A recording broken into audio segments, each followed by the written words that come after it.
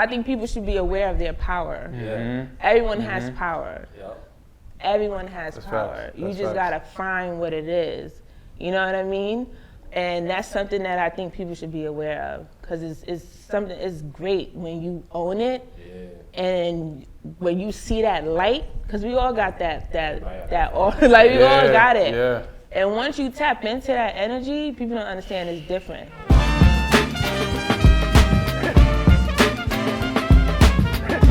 You are the one. Tap into the knowledge and the whole world is crazy. Y'all, we back again with another Are You Aware Convos, presented by the Aware brand, where streetwear and self-awareness meets. If you're not hip about what we do here on this conversation series, we're all about talking to dope aware humans, industry experts, and just you know, real dope individuals out here just really making moves, trailblazers that really talked about how their self-awareness contributed to their success. So you're in for a lot of gems today. And you know, we here in Brooklyn at the Adanne bookstore with the one and only Darlene Okpo. She is the owner of the bookstore, man. We have her here for a conversation, so it's about to be dope. Yes. Yeah. I agree. He said, yes, I agree. Well, welcome to the show. You know, we're so excited we know we're going to touch on a lot of topics, and I'm just excited, and, you know, welcome for coming. Thank you guys. Yeah. I mean, we very excited, though. I mean, you just showed us a lot of love. I mean, we, like, Richard actually put me on to you. You know, and big shout out to our 845 Connect. Yeah, Lord. for sure. Yeah. You know, but you've been showing us love since we contacted you. So we really appreciate you from allowing us to do a pop-up here and doing our conversations here. So it's pretty dope. So thank you so much. That's what it's supposed to be. Yeah, that's what it's about. Yeah. Yeah. So sure. you know, you do a lot, right? So, you know, you're a teacher, you're a business owner, you have a dope brand. We're going to touch on all of those things, but there's a lot of ways that we can describe you, but how would you describe yourself? Like, who is Darlene Okpo? Yeah. A hustler, someone that's very passionate, dedicated, determined. I really owe that to my parents. I feel like I give them enough credit, really. Sometimes I'm always like, leave me alone. But for them, like mainly my dad, he came to the Bronx in the 70s. Okay. By himself. My dad is one of 44 kids. Wow. Yeah.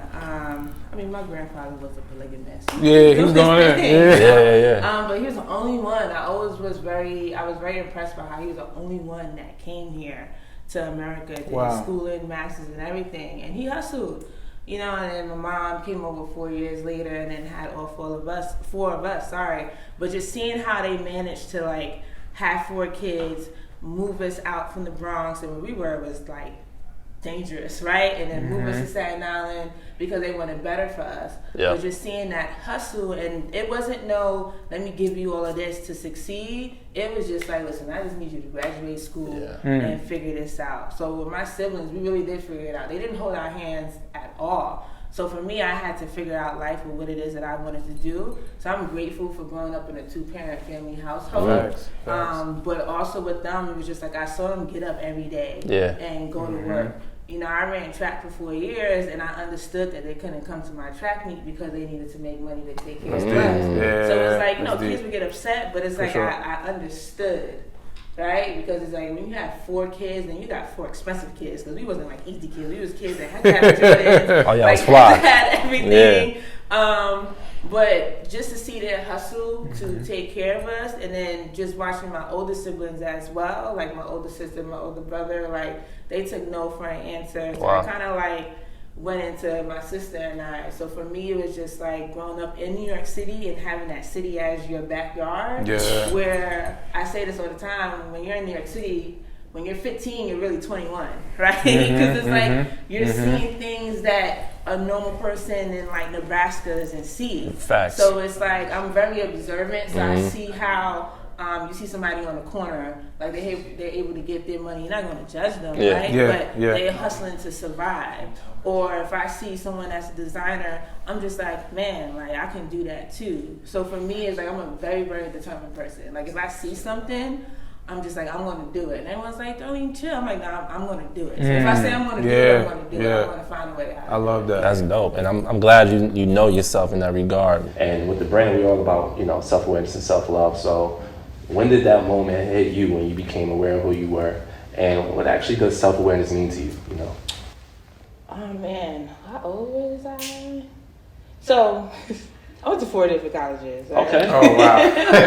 Because this is where the self-awareness came. And I want to say when I graduated Lehman College in 2012, I probably was like 26 or something like that. Okay.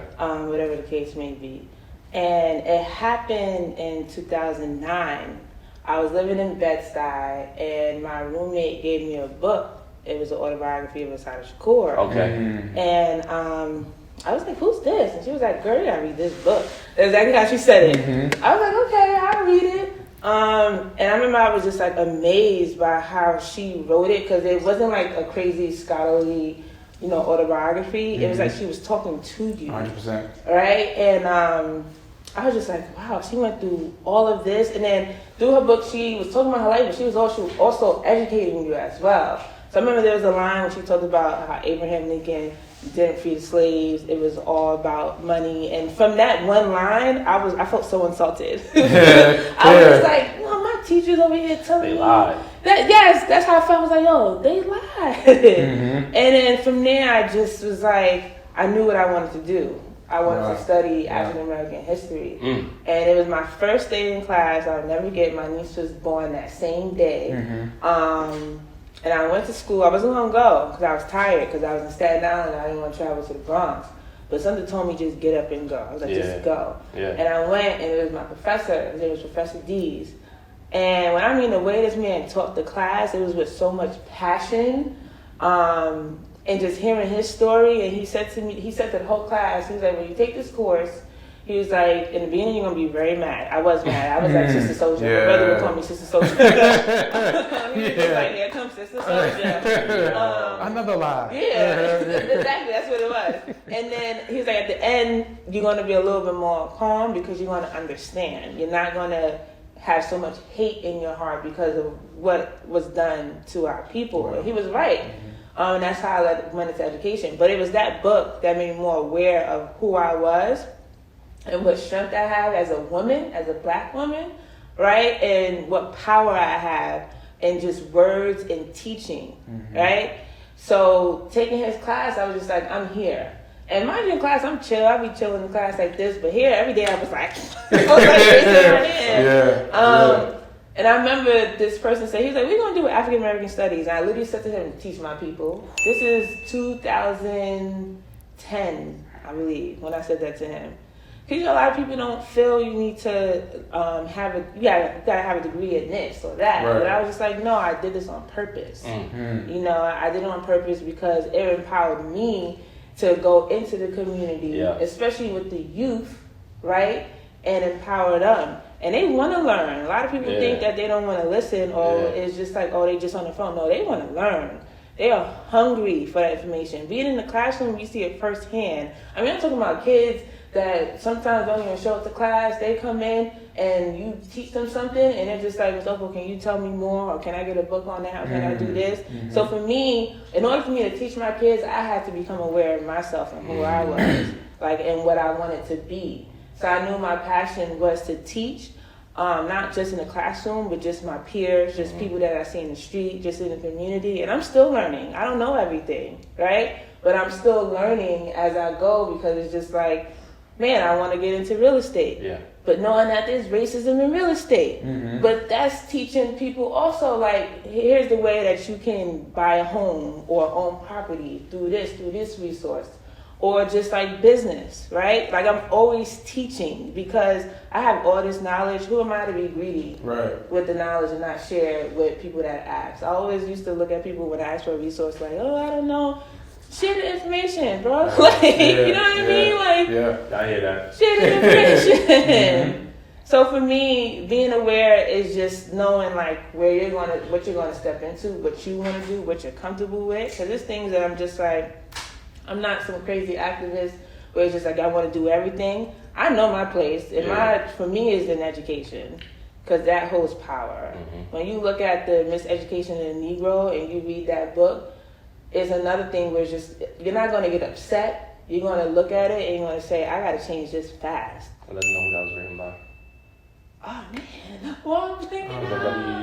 No, it's Carter G. Carter G. Woodson. Get that. Carter G. Woodson, the miseducation of the Negro. You got that here? I do actually. Hey, I got it sitting right on that shelf right over there. So can you talk to us a little bit about just your process of opening the store, and then also what made you want to like open your doors to, you know, host events and you know, bring other people in, whether it be like poetry or book readings, etc. Yeah, I always wanted a store, even before my brother and my younger sister were in Mopo. In the Bronx, my favorite library was off of Fordham Road.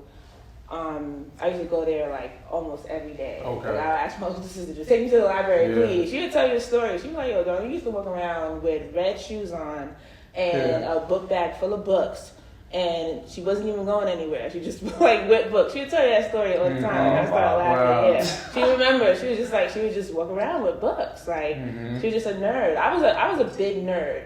Like in the first grade, I had my dad teach me multiplication. So by the time you learn multiplication, I was sitting in class like I know this already. Like my dad taught me how to do this. Wow. So with just my passion for books was always there. I worked at New York City Public Library in Staten Island. Sweet.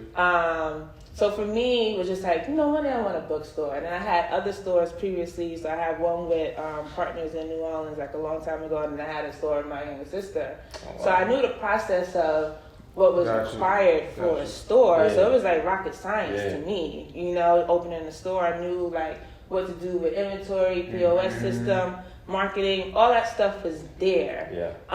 But for me to take that step, this time it's me by myself. No partners, just me. Wow. Right? So with opening the store, it was just kind of like, I woke up one day, this is during the pandemic, and I was like, oh, let me go look online and let me see what the market is like when it comes to leases. Because, you know, to have a store is expensive, especially in New York. The rent is not cheap. That's right. Absolutely. Now, if you go somewhere else, yes, but we all know that New York City is like the mecca of all things. So when you have a store here, you want to get that foot traffic as opposed to like certain parts in like Jersey or Pennsylvania. I mean, I'm an East Coast person. I love the East Coast. But I knew I was just like, man, I want to have it here. Born and raised in New York City, literally lived in 5 boroughs. So it was just like, it was either Harlem or Brooklyn. Wow. Right? And then when you look at the history of bookstores, black-owned bookstores, and when can I talk about the FBI? But when we look at the history and how the FBI was targeting black-owned bookstores, and then you think about what the black-owned bookstores did for the community in certain neighborhoods like Harlem and even the South, right? So for me, it's just like, when I walked into a bookstore, it felt like home for me. My favorite bookstores, one of them is Sisters Uptown, and another one is Source of Knowledge in Jersey. And I would spend hours there, like 2-3 hours. So they were really my source of inspiration as well to opening the bookstore, because these are like OGs, right? Like you go in there, it's all love. Like it's not like, I forgot her name, forgive me, but the owner of Sisters Uptown, like she's still there behind the counter. And she would have a whole conversation with you. And then Source of Knowledge is just another, there are 2 women, I believe. But you go in there and it's like a source of information. So that's what I wanted, that feeling of when you come into the bookstore, it's like home, right? Home for your mind. I'm not talking about home where you're just chilling. Like home was like, finally this information is available to me. So I found a location in Brooklyn. And you know, Dumbo is like this area where it's like, if you know, you know, right? Like it's here. It's like you come down here, you come down here. It's not like, you know, you're going into Bed-Stuy, which is one of my favorite neighborhoods. I was there for 10 years. Or you're going to Town Heights, or you're going into Flatbush. But Dumbo is like that, like, what's down here type of thing. So I'm a low-key person in general. So I purposely came down here because whenever I come down here, I feel like it was a breath of fresh air, because it's like, I like the park and the water, and underneath the Brooklyn Bridge. And then one of my favorite movies was shot here. She's Gotta Have It by Spike Lee. So it was just like the whole 360 to me. And again, I wanted it to be a neighborhood, because you know, if you go to certain like fashion or shopping districts, everything is shut down. Everyone's in their neighborhood during the pandemic. No one's like traveling to like a mall, really. Everyone's like kind of staying home. For me, I know that was for me. Like I wasn't getting on the train to go to 34th Street. It was just like, if it's in my neighborhood, I'm staying within my neighborhood. So I wanted it to be in the neighborhood. And then Dumbo has a lot of history that a lot of people don't know. There's a whole book on Dumbo that just talks about, you know, the Underground Railroad went through Dumbo because the port is right there. And then there's like this little White House up the block in Vinegar Hill. I think the Admiral, what do you call it? The Admiral? Like it's like someone major from the Army. But the architect that did the White House did that house as well. And I think it's Admiral. Yeah, thank you. Sorry. The Admiral's house. But when I was, you know, a lot of my customers live in the neighborhood, so a lot of them would tell me information and I would research it. But I was like, was it the architect after they burnt the house down, or before the house that was burnt down? Or was it the architect that built it with the slaves? The black people with the slaves? I know. Was it after? We need answers. No, she literally was like, So when I said that, I was like, was it the White House? Like, I literally asked her that question, and she was like, I'll get back to you. I was like, yeah. I was like, let me know that information. Yeah. But that's why I came to Dumbo. Just because of the neighborhood, it's just super relaxed. And then the store really took off on its own. I'm not a crazy marketing person. Like, I know marketing, but I'm not in your face like, come shop. I wasn't doing any of that. Yeah. I literally was chilling. Like, I literally sent an invite to my friends and family. I said, come through. I was in here for 3 months, just building by myself. I had like one person just put up shelves, but the design aspect came from like my travels. I probably went to like 14 different countries. So a lot of it just came from just traveling. A lot of it came from like my home as well. Like I love music so much. Like I really think I should have been a producer or like something. Music, like A&R. Like I really love music, so I wanted people to sense that. My Nigerian culture, like prints and the colors. I wanted people to experience that. And overall, the selection of books, I curated it, right? Because there's so many books on Black culture. I'm talking about tons. I get lost looking for books because it's like so many. I'm just like, man, like let me get this. Like I had like out of print copies that people just come and buy. And it's crazy because you get to know your customers when you have a bookstore. More people buy the out of prints than the new books. That's what I noticed. My out of print sells faster than the new books. Like my out of prints. So it's like there's information that was just written in like the 80s, 90s, 40s, 50s that people are fascinated by, right? So for me, I buy titles that will scare people. Like I want people to feel like I have to read this book as opposed to just like, oh, this is a book on the civil rights movement. So I really go off of like who wrote it, what it's about. I try to push a lot of books on just like Black women and Black men.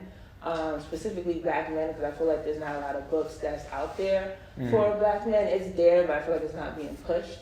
So I heavily buy stuff like that. Education as well. Self-care. Need that. Like take care of yourself. So that's just my theme. I don't have like a strict guideline. I just really go with what I feel people need to read. Books are a huge part of our friendship and even our brand. I mean, one book we like to refer to that like kind of like sparked the idea behind this brand is The 7 Spiritual Laws of Success by Deepak Chopra. And he talked about awareness all throughout the book. So my question to you is like, how can books help somebody in their self-awareness journey? Books, for me, is my therapy, right? Before I speak to a human being, I would go to a book. I don't know what it is. I feel like there's books on everything. One book is the 5 Agreements. I'm probably saying. 4 Agreements. 4. When you're a bookshop owner, it's like you gotta remember all these books, and you're just like.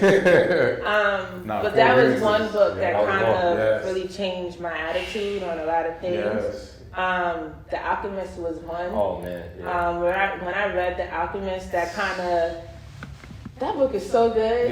Yeah, I want to read it again. I read it like 4 times. Because it's like you really have to be a believer, right? And not let fear take over your life. And if I let fear take over my life, I would not have this bookstore, right? Because I remember someone told me they was like book sell, and I had to look at them. I had to do the term like, what do you mean? There's a whole book culture. Huge. Why you think Barnes & Noble still around? Pretty much. Yeah. That's right.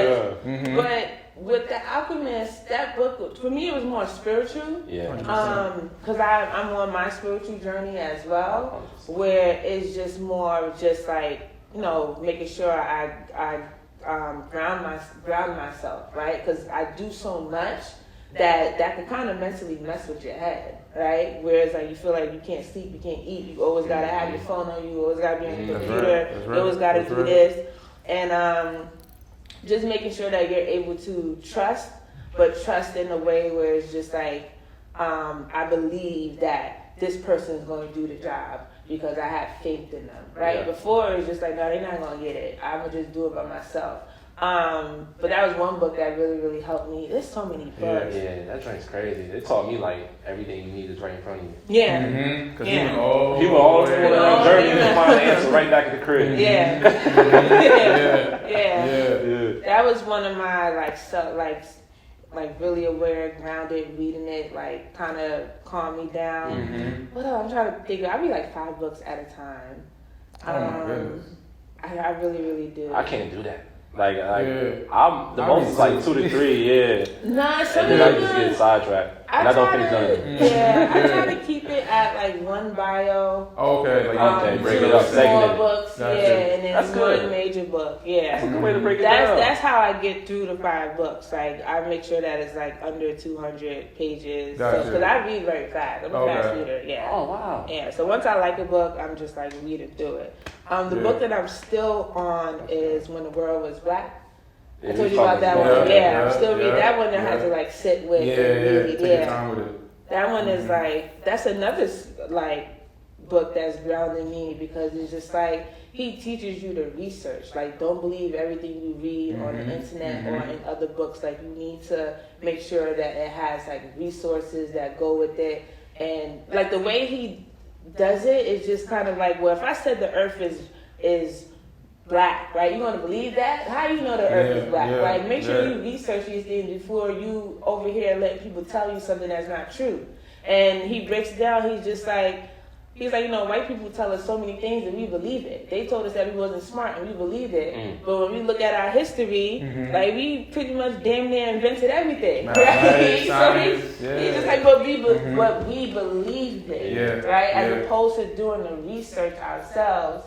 And he was just like, that's what people need to start doing. I see really quickly because I saw you had a brand. You have a brand with your sister, right? I do. My Lizzie Poo. Yeah, and it's like you're very intentional, right? About like the way that you present Black people. You know what I mean? The way that you interweave, your ancestral culture. Yeah. You know what I mean? Into the fashion and like. Where does your inspiration come from? Because it seems like it goes in here as well. You know what I mean? So like, where does that come from? That inspiration? Well, when we started, and William Okpo. Yeah, that's William Okpo. William Okpo. I had to give you a shout out. Thank you. When we started, it was very hard to find Black models, right? And this was the time, and we started like 2009. Oh, wow. This was the time when everybody wasn't using Black models, and where it wasn't just like, let's make sure that we are showing people that look like us, right? So I remember this one lady, I forgot what magazine she was from. I don't want to say the wrong magazine, but it was from an African-based magazine. And she put us on the spot. She was just like, you guys are Nigerian. How come you don't have any Black models here? And me and my sister was like, wait, hold up. Like, it's not intentional. It's just that the agencies are not giving us what we're looking for. So for a long time, we just stopped and we had to literally search for, Black women. And that's when we just was like, you know what? this is our brand, this is who we represent. Yes. Not saying we're going to exclude anybody else from a different culture, race, whatever that may be, but that's what we want our brand to look like. Another thing which was interesting, someone asked, well, how come you guys don't use African print? And we was just like, well, we grew up here, right? And when we think of African print, it's great, but we didn't want to be culture vultures, right? And I'm not saying whoever uses it, I'm not saying that it's wrong. But we just grew up looking at it as a cultural, like when you go to a party, because if you're Nigerian, you go to a wedding. If you're Nigerian, you know, you go to Nigerian parties, that's what you see. It's not something that's like super everyday wear. If it's everyday wear, it's probably like women are wearing it as like a cloth head wrap, or you know, some men may have the full suit on. But I didn't want to present it that way because our culture means so much to us that we were just like, we want to preserve that for us. We didn't just want to say like, oh, we're African, have African print, and that's that. Again, there's nothing wrong with it, but just how I cherish my culture so much that I wanted to leave it. I didn't want to dabble in that at all.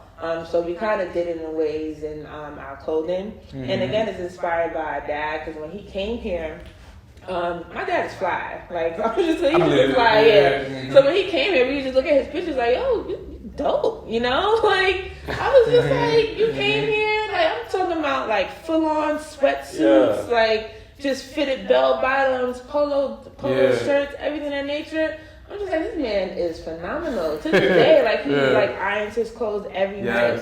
So for us, it was just more of like being an immigrant in the United States, and how it wasn't assimilation, just like he just took his style and embodied it, right? Like, it was just like, here's this man from a whole third world country, and he's over here killing the game. That's how I see it as. It's just kind of like, you know, yes, I'm an immigrant, but I'm going to show you guys how to dress. I'm going to give it, and he is just a fly person. Like, my dad is 70. To this day, like, he steals my brother's clothes and sneakers, but he makes it look better than my brother. Everybody gets so upset. It's like, well, this dude is fly. Like, let him. Naturally. He just takes it. He had this one denim outfit on one day, and I was just like, yo, what you?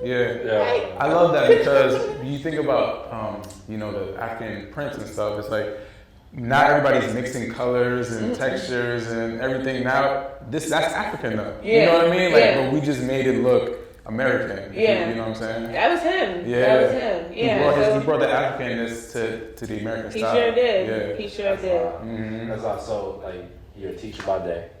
Yes, I live 3 different lives. That's what I'm about to say. So teacher by day, you're a bookstore owner 24/7. You know what I'm saying? Some style every now and then. Designer, I get away with designing because my sister's my other brain. So it's like, she's able to, like, some days it's like she's able to take on the whole thing, and then she's just like, do you like this? Yep. So it's like we kind of like intertwine, we balance each other out. But it's natural. Like, we design in our sleep. So it's one of those things where it's just kind of like, if we see something, we like it, we make it, we put it on the site, and people go crazy for it. Because that's like over 10 years of just in the industry. We were young. Like, Lizzie was 18, I was 22. And we didn't have no professional training. We didn't go to school for it.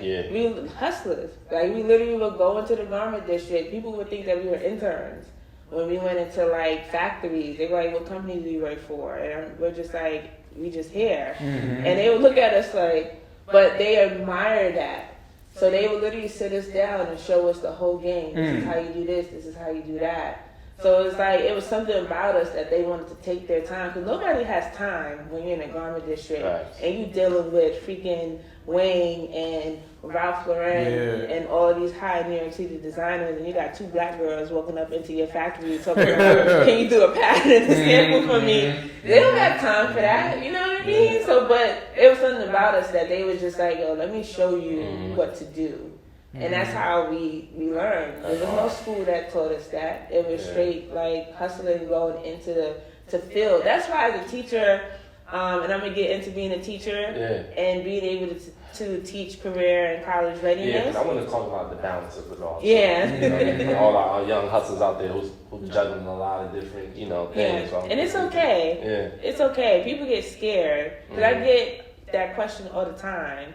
It's like, you teach? Yeah. Who's doing this? I was like, well, I got peoples. Like, you know what I mean? Like, they come and they help me and they genuine, but it's like, first of all, help is necessary. Absolutely.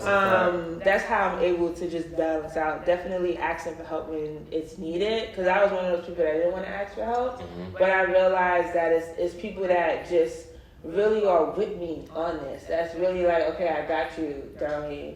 And that's where the balance comes from. Also with my sister, the business, again, she's my second half. So it's like, when I did open up the bookstore and I told her, she was like, no, go for it. This is what you always wanted to do. So it was like, you know, having that support as well. And she's just like, go, Darlene. Because she knows, like, this is what I love. Like, my passion is teaching and promoting reading.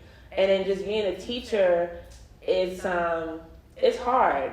It's not easy. I'm not going to sit here and say that it's this beautiful thing. It's not easy because you're dealing with teaching other people's kids. Right? Overworked and underpaid. Yeah. But the beauty comes from it when you see those students and they remember who you are.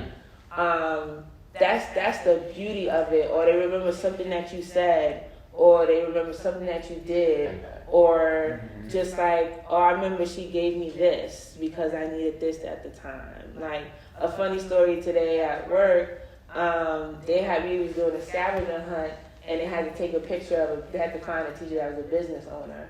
And I had no clue that all of them knew I was a business owner. Like, I mentioned it, right?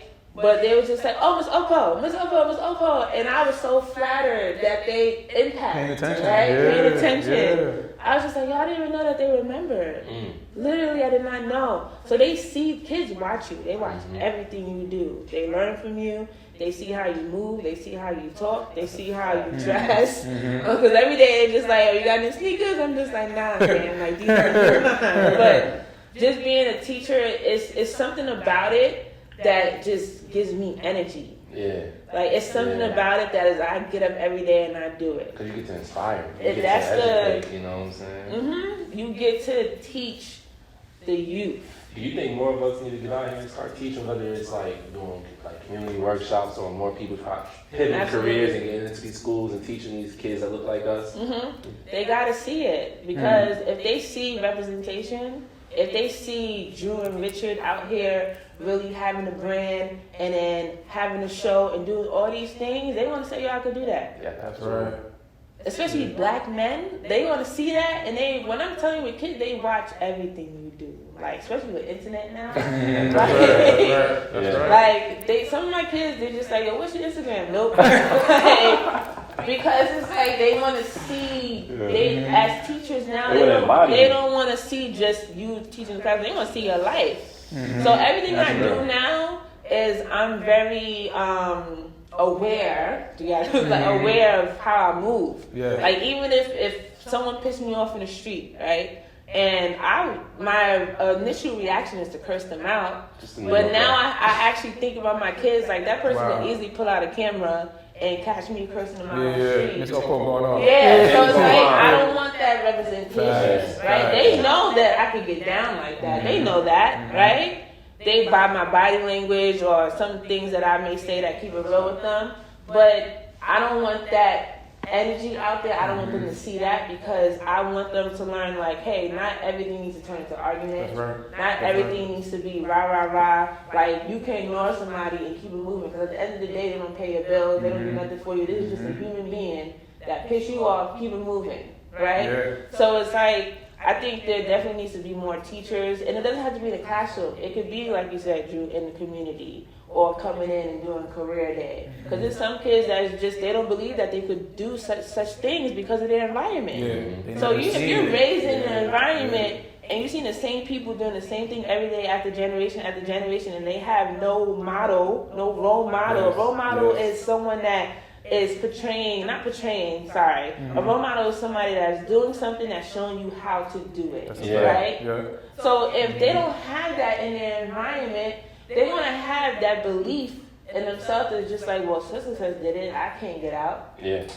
So when they actually see me as a teacher, like, hey, I'm teaching, I done traveled parts of the world. I have a business. I grew up in the same area that you grew up with. I struggled in college. Yeah. Right? College wasn't easy for me. Yeah. You can still do it. Right. You know what I mean? So it's like when they see that, they're like, and that was me. That was my situation. I saw someone do it. I saw a young girl when it came to William Okpo. I saw a young girl on Soho on Broome and Spring, I think, and she was a black girl. And she was a stylist at MTV at the time, and she was selling her bags on the street. And I was like, yo, this is dope. Like, I was inspired by that one girl in the street corner. Yeah. And I was just like, yo, these bags are beautiful. Because I'd never seen anything of that nature. So literally my sister and I was just like, yo, we're going to do this because we seen representation. So it's kind of like, you know. That's amazing. And people think being a teacher, you got to be in the classroom. No. If you take your time to like I go on YouTube all the time and I learn. If I want to learn how to do something, I go on YouTube and I'm just like, I want to learn how to do this. Yeah. Right? That's why we started these conversations, honestly. You know, just to really be a platform where people can kind of like learn about people like yourselves and even us, and just be like, you know what, I've never thought about it in that way. Maybe I should approach it this way, or maybe I should look into this and doing this for myself. So, I mean, yeah, there's so many different ways to teach. So I definitely agree with you on that part, for sure. Yeah. What would you say, would education be what you want your legacy to be? Like, what do you, when it's all said and done, what do you want people to remember, you know, about you? I think about this all the time because I think when it comes to finding your life purpose, it's very important. So I want people to know that I was that person that was willing to give, to teach, to make sure that you find your dreams and your passion. Like, I'm very much a person that's just like, hey, you want to be, you know, a plumber? Okay, do it. Like, what are you waiting for? You know what I mean? Like, at least take the steps that you need in order to get that plumber's license, or engineer, or a cosmetologist. So for me, I'm someone that is a motivator. Like, I'm your cheerleader. I'm just like, you can do it. And sometimes people need that person that say, like, you know what? Let me take their hand and let's go apply for this job, or let's set up your resume. Like, I'm never the person that's just like, nah, that's not a good idea. And I'm a firm believer, like, if it doesn't work out, it doesn't work out. I think that's what people are scared of. So for me, it is more of, when I'm teaching my students, I want them to know that I have their back. Right? So it's like, if you have a question, I'm going to answer it for you. If I don't have the answer, I'm going to find the answer. So for me, my life purpose is make sure I'm teaching the youth that they have an understanding of their life purpose, what it is that they want to do. Because it's like, I'm tired of pushing kids into like, be a doctor, be a lawyer. That's not everybody's lifestyle. Right. Yeah. Money is not the end all. Money is great for financial stability. If you're happy doing what you're doing, then do that. I know so many people that was like, man, I wish I was a chef, but they had to do this to survive. I get it. So if you had to do that to survive, no problem. But don't forget about your love. You know what I mean?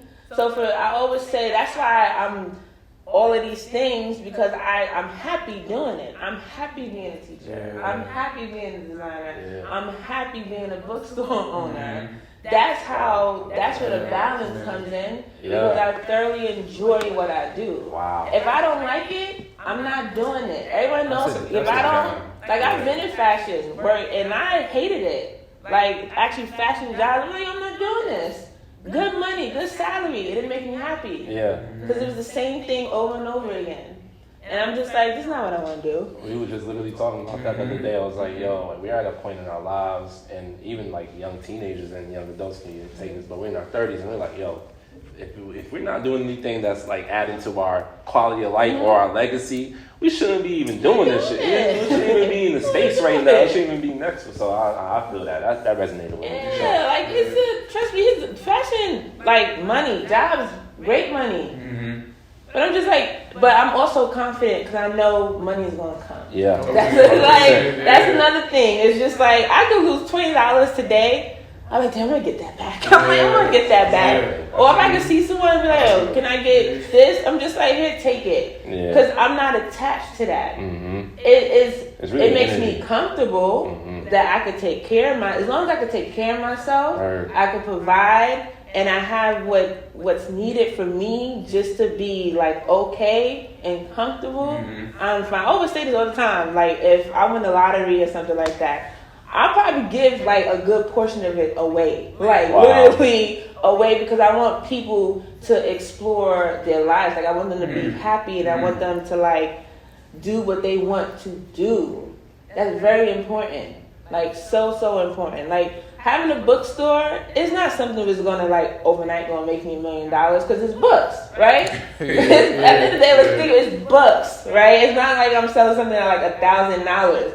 But the fact that someone bought that book, they're gonna read it, they got inspired, that's what makes me happy, right? Having a bookstore is great. I always say this is not for me, it's for the community. Like I did this for people to promote reading, for people to come in and to research and learn. This is not me. I just did all of this because this is what I love to do. So I want to share that with everybody else. Wow. Right? It's not. I'm not. When you have that thought process, things will come naturally. You have an abundance mindset. I do. I really do. Yeah, I've been like that for a long time. Like that's the way to be, though. Yeah. Man. I always sacrifice certain things. I'm just like, it will come. Like, it will literally come. So that's how I'm able to move. And things do come to me. Like, literally. Like, things will pop up. Because you affirm that for yourself. You know what I'm saying? I'm like, oh, okay, I'll do that. Like, let's do it. But it's like, sometimes, again, when I turned 30, that's when I just was like, yo, I'm doing whatever I want. And my older sister would laugh at me. She was like, oh, you in that 30 stage. And you just, literally, I say what I want, do what I want. If I don't want to do something, I don't want to do it. Like, I don't want to do it. Absolutely. If I don't want to go somewhere, if I feel like the energy is not right, and everyone's acting different, I'm not going to place myself in a situation that's going to make me upset. That's another thing. It's like, sometimes people place themselves in situations where they know they're going to get mad. Why are you going there? And then they get mad. Like, why are you going? You know that situation is not right for you. Don't even do it. Why are you doing Listen it? to your intuition. Mind Listen to your instinct. I'm always right, and I'm home like I told you. Like, I'm chilling, reading the book, watching TV. Don't do it. You gotta be aware of your surroundings, the people that you have. Another thing is people that you're around. You know? So it's like, I'm not an antisocial person, but I know who to call if I want to go to the park. Like, I know who to call if I want to go shopping, because I know they're going to bring this positive energy where it's like not negative. Like, I don't want any negativity in my life. Yeah, you like, kind of answered my next question, because I was gonna say, like, what are 3 things people should be aware of? But you said, you know, people around you. People around you. Oh man, so many. People around you. People should be aware of their mental, what's good for them, what makes them happy. Because during COVID, it was crazy. Like it was times I was alone and I was just like, yo, like I turned around and I had friends experience, but I'm just like, yo, I'm really by myself because I was always outside. And I noticed outside was escape for me being alone. So it was just kind of like, I was just like, man, I'm really sitting here by myself, like trying to figure out what's going on. And I didn't lose my mind, but I could have lost my mind. Yes. But if my belief in a higher being and knowing that I'm a very strong person, I know my power. That's one thing, is like I'm very aware of who I am, my power as a woman, as a person, and what I can do, right? So that's one thing during the pandemic I came aware of. Like, I noticed I could walk into a building and everybody like, yo, what's up, Darlene? And I'm like, hey, what's going on? And then it was to my friend, they was just like, yo, you don't know when you walk into a room, you command a room. And I was just like, yeah, I didn't know that. So now that they put that to my attention, I notice it. Right, I used to be shy of it. So now I be like, yo, what's up? I own it. And it feels good. But it doesn't feel good in a control way. It feels good that it's like people know when I step in the room and want to say something, and I have something to say. Yeah. And it took people to say that to me. Like my coworkers, like, I love when you speak, because when you speak, you're going to say something powerful. And but the key thing she said, when, because I'm not that person that's going to speak just to speak. I just like, all right, what you going to say? I don't just insert myself just so people can hear me. I insert when the time is right, and then I usually come in and I say what I gotta say and I dip out. And she was like, I love when you do that, because it's like you can tell you're thinking. And I'm just like, I'm thinking because I want to make sure that the message comes across as positive and empowering. Like, I don't want to just say something because it's like, oh, let me say something to, like, so people can hear me. No, I'm a very quiet person, but when I'm around positive people, like, I'm just like, like, I don't shut up. But I think people should be aware of their power. Everyone has power. Everyone has power. You just gotta find what it is. You know what I mean? And that's something that I think people should be aware of, because it's great when you own it. And when you see that light, because we all got that like, we all got it. And once you tap into that energy, people don't understand it's different. You own everything, you float, you do what you want to do, and that's that. That's that. Oh, yeah, that was heavy. Yo, remember that. Remember that, okay? Be aware of your power, Man, I know people around you. people around your space, Protecting your space is very important. 100%. Yeah, it's so important. I know this one's probably going to be a little hard for you because you're a bookstore owner, you're an avid reader, but do you have like a top 3 or top 5 books of all time? I do, Okay. Powernomics by Dr. Claude Anderson, the autobiography of Asada Shakur, and the Miseducation of the Negro. Top 3. That's my top 3. Oh, yeah. Asada's book, right? The way she put the poetry, She did, yeah. she showed you like her masculine, her sacred masculine, and her sacred feminine. You know what I mean? So I think men and women can both get something from that. I love that you said that. That's in your top 3. Wow. Wow, man. Yo, I mean. She also takes you through a history of New York. That's my favorite. Oh, really? She explains particular places in New York. And I'm just like, even though it takes place in like the 60s, I'm just like, oh, I know exactly what she's talking about. Because of the way she explains it. I'm just like, oh, wow. Yeah. Wow. Great. So look, that was really like, our last question. Anything you want to leave us with? Because we can do this for we can do this.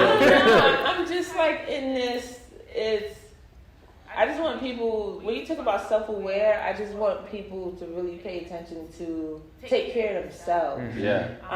Physically, like spiritually, just really taking care of themselves, because it's a lot. Like, when you, especially living in the United States, I always say, like, when you think of, I was teaching this unit, and I was teaching slavery, right, out of all units. I was like, damn, you all are psychologically, like, really fucked. I was just like, we really got issues, because when you just think of, like, decade after decade after decade, that could really mess with somebody's mentality on how we view relationships, how we view people. On my other book, oh man, I forgot this book, All About Love by Bell Hooks. Okay. That is my book. Yeah, I heard about those. That is therapy in the book. Okay. That book is for men and women. I'm going to check that one out. Yeah, she talks about love, not in a romantic. She talks about romantic, but she gives all different categories like friendships, family, yourself. I can read that book over and over again. When you talk about relationships, I think about ancestral trauma, right, and how we look at conflict. Conflict might not even be conflict. Maybe you just might disagree on something, but in our mind and our body, it feels like it's a war between us, right? Because we're traumatized. You know what I mean? Yeah. Wow. Yo, we gotta do this again. We do. I know. We have to do this again. We do. I mean, well, we're gonna be building anyway. We got a lot of things lined up for the rest of the year in infinity and beyond. So, man, again, we just want to say thank you. Appreciate you. You know what I'm saying? And look, man, y'all are now aware of Darlene Okpo, here at the Adanne bookstore here in Dumbo. So if you're ever in the area, make sure you pull up, man. Come cop a book or something, man. And most importantly, man, make sure y'all stay healthy mentally, spiritually, and physically, and really stay aware out here in the streets. All right, we'll see y'all soon. Peace.